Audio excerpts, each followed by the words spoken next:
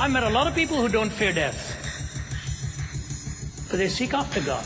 Because God is more than just death. God brings meaning to life itself. It's not easy to face the idea of death. So did the fear inspire man to invent the idea of God? And we know people have lived and died in cultures where they were never reached by missionaries and the message of the gospel. What is their fate? Find out today on Just Thinking with author and apologist Ravi Zacharias.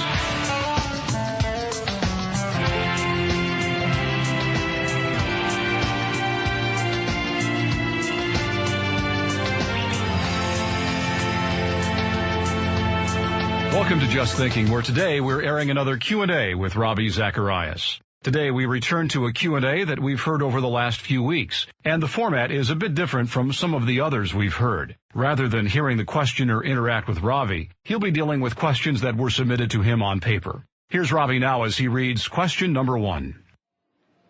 How would you answer the proposition that man invented God because he feared death? Well, the proposition is very fair to make. I would just ask them for evidence. What is the evidence that man invented God because he feared death? Maybe some people invent God. Then you would have to say that those who do not fear death do not invent God. I've met a lot of people who don't fear death, but they seek after God. Because God is more than just death. God brings meaning to life itself. And if man has invented God because of death, then it wouldn't take long to knock that argument out. You'd have to say, well, this is a fabrication, this is a psychologization of your ideas. It is because of your struggle. Now, it may be true that some people start fashioning a God because of certain fears, but that does not therefore mean God doesn't exist. That only means that person fashioned a belief because of his or her fears. The question has to be does the notion of God as coherently presented stand philosophically, historically, existentially, or is it only a fabrication? When Deion Sanders prayed his prayer of salvation, Deion Sanders was at his home after having won the Super Bowl. He said, it was the dream for which I'd lived. I had everything attained. And I lay in bed that night. He just ordered his Lamborghini. Big sports car. That was what he wanted to do. I don't even know if I pronounced it right. I think that's a sports car. And he said, I lay in bed and said, I'm so empty. I'm so empty. And that was the night I said, God, please help me. I cannot live my life without you. The answer is, does the notion of God explain itself purely by a person's fears? For example, do you really think Jesus feared death? But he came to do the will of his Father. You have to look at the questions very, very carefully, because nothing is so self-defeating as a question that has not been fully understood after it has been fully posed. If man feared death, then there's another thing too. Man also loves pleasure, so why did he create God? To stand with a club over him? No. I think it is so contrary to what we often assume. So let me take the last question here. What about those who have not heard? There's a sovereign God who is at work.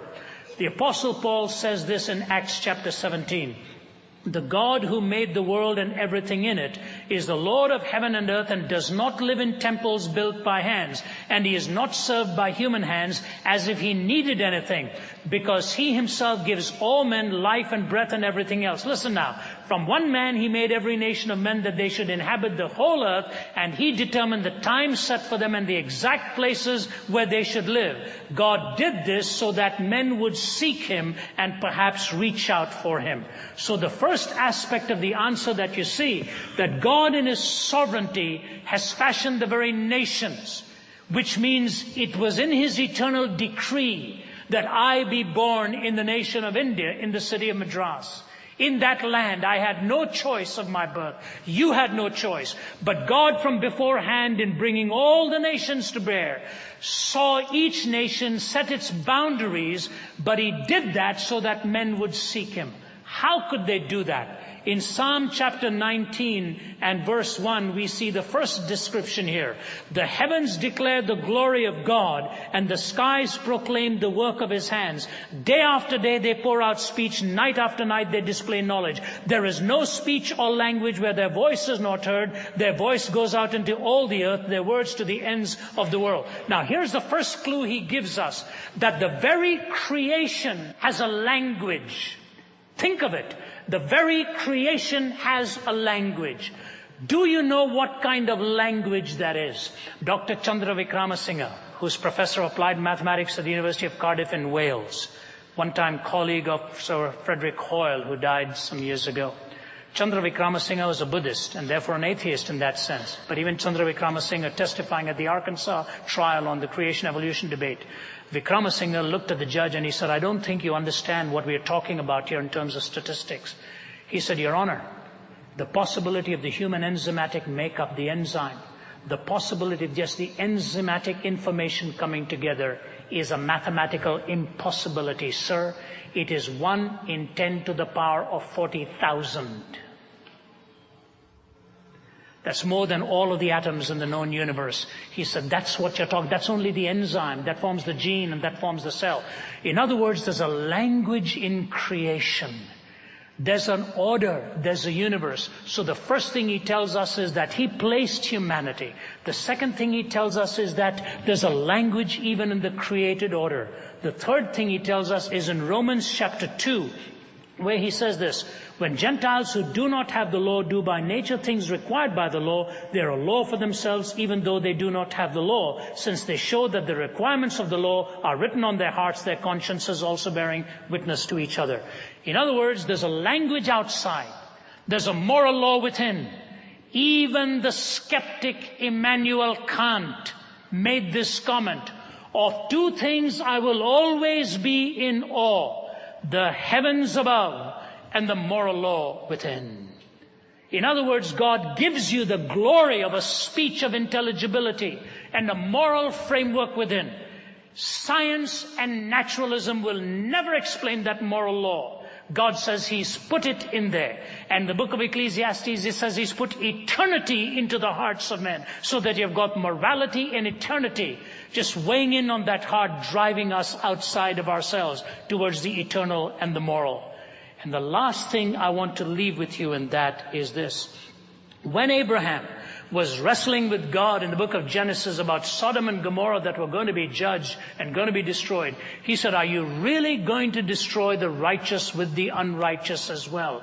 Abraham asked the question, and God said to him, shall not the judge of earth do that which is right? Ladies and gentlemen, if I were you, I wouldn't worry about those who haven't heard. I would worry about myself if I have heard. Because in knowing those who haven't heard, I don't mean I don't worry about them in terms of what God will do. I do worry about them in terms of taking the message. We take the message. But the worrisomeness that we need to have is, what about me when I have heard? God in His sovereignty created this world. God reminds us that there's a language from heaven and the glory of creation, that there is a moral law within. And then He says to us that He Himself will always do that which is right. More people hear the word of God today than have ever heard it before. Through the airwaves, through the preached word, through missionaries, through many, many manifestations. So I say, somewhere in the hunger of the human heart and the sovereignty of God, God has a way of bringing the word to them. Their testimonies are replete all over the world. I close with this simple illustration to you, and it is this. The story is told of a man who was walking through the desert and had bottles of water on his shoulders. And as he was consuming that water, one bottle of water, one after another, he suddenly realized that bottle, all the water was gone. He comes over to a pump and he's delighted that he's going to get all the water that he needs. Till he lifts the handle of the pump to bring it down, and it's dry metal upon metal. He finds out there's no response. But then he sees a tin can hanging around the nozzle of that pump. And in that tin can is a piece of paper. And it says, dear traveler, there's plenty of water underground here. Just follow the instructions. Buried under the sand below the nozzle is a bottle of water. Take it out. Pour it into the cylinder of the pump and prime that with one hand. The suction system will begin to work. It'll draw the water out from buried under the ground. Water will come gushing out. Drink all you want. Refill all your bottles. Don't forget to fill up that one bottle and put it back there for the next passerby. Warning. You're going to be tempted to disbelieve this note and drink that one bottle of water and consume it. You will soon be thirsty again. Empty it out as instructed, and you will have all the water that you want, and you will keep some for the next person who passes by too. Signed, Desert Pete. If your life has come to emptiness, Jesus is saying to you tonight, if you consume it on yourself, you will be absolutely empty. Empty it out into my hands, and I will give you all the life that you really want. You see, He doesn't only give you theoretical answers, He gives you the answer in His very being. Empty your life into His hands and go and become a proclaimer to the peoples of the world who haven't heard. I know this, the judge of all the earth will do right, and He will judge every person in the fairness and the justice of His mercy and His grace. You shall search for me and find me when you shall search for me with all your heart. And anyone who seeks after Him, He will reveal Himself to them, either through a preacher or through a vision or through a dream. History in heaven will show the millions who came in spite of preachers and in spite of the church, who came purely because of His grace.